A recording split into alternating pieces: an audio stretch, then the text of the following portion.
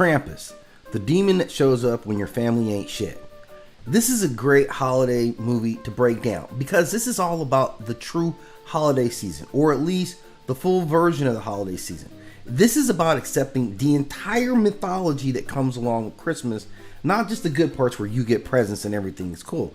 The other part when you weren't good. Now, we talked about kind of St. Nicholas and this entire idea of their surveillance system, because this is really what this movie Krampus really latches onto. The horror part of Christmas is be good and receive reward, and be bad and receive punishment. I'm holding you under citizen's arrest. This is a sealed ecosystem that works together. So this film is not just about some monster running around eating people. This is about what happens when the spirit of the season collapses under the weight of this selfishness, this apathy, and this generational trauma. So Krampus shows up like, look, you guys thought you was getting presents? You don't appreciate these blessings? Okay. And he handles that business. And this is the tone that it sets in this film.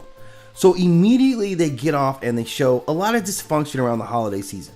A lot of anti-holiday season behavior to kind of give the idea of what Krampus is looking like. So this sets this rich field where we know that this energy is wrong. We see it. The aggressiveness, the consumerism, all those things. So that leads us into this family, this family setting with Max and his family here. And it doesn't take long for us to get the energy. We have family extension that shows up. Some of them unwanted, some of them not really grateful. And if the shoe fits, Sky. And it's kind of pushy. So what we're seeing is this dysfunction that really starts to fester in with all this bad holiday energy already. So Max doesn't summon Krampus with a spell, how we would anticipate most demons. He does it with what is the outcome of what he's experiencing.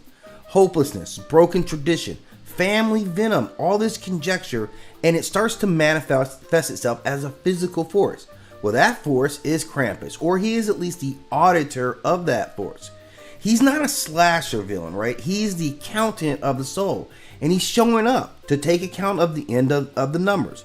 He's looking at the emotional receipts, and the emotional receipts say bad in a large scale.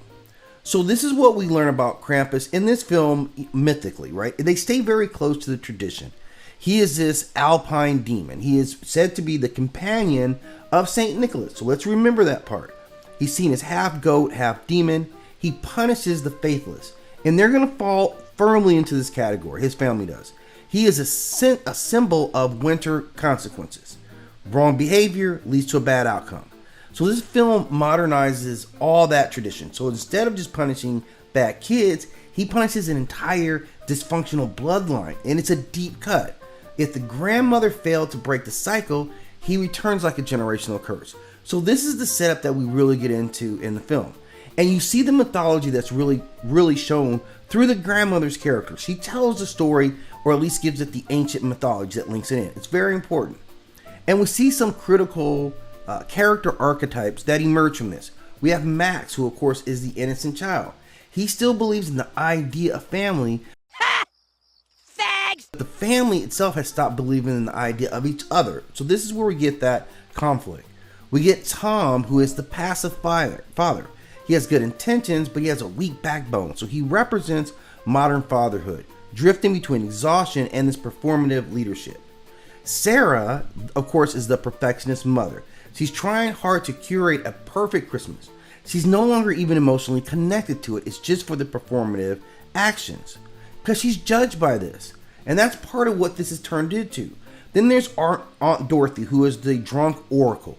She's comic relief, but she does at times speak some of the truth that needs to be said, while at the same time kind of shirking off a lot of responsibility.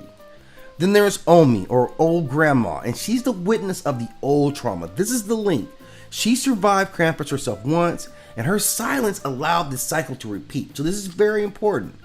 This is where silence isn't protection, it's an invitation. Now, symbolically and visually, we see some great character symbolization.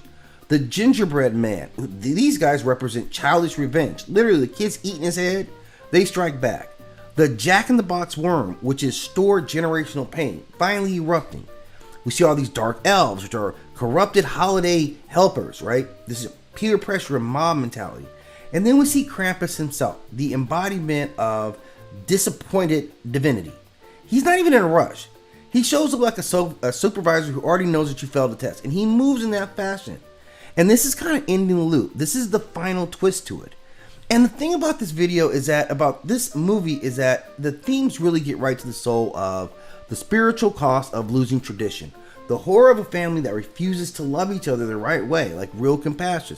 And Krampus as this emotional chronic. The horror of the family that refuses to love each other the right way. I still love your bitch ass. Krampus being this emotional karma. This is what you get when you're bad.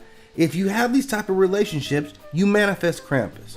Now, one of the most interesting parts of this film that I had even lost myself was at the ending. The ending is not a tale where they escape it and they find a happy Christmas at the end.